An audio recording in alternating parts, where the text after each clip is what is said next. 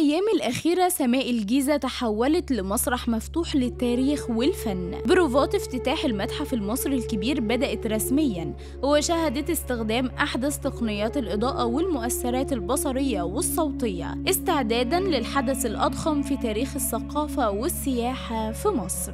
البروفات استخدمت تقنية 3D مابينج اللي بتخلي واجهات المتحف والأهرامات تتحول لشاشات عرض ضخمة بترويج قصة الحضارة المصرية بالنور والموسيقى.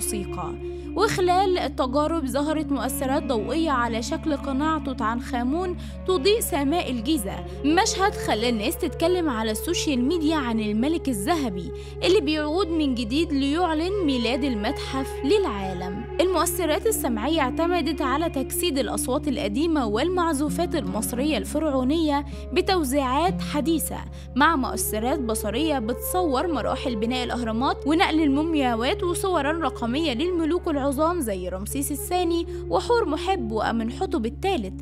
الهدف من كل ده مش بس الإبهار، لكن تقديم مصر بشكل حديث ومبهر للسائح العالمي يليق بمكانتها كأعظم حضارة في التاريخ.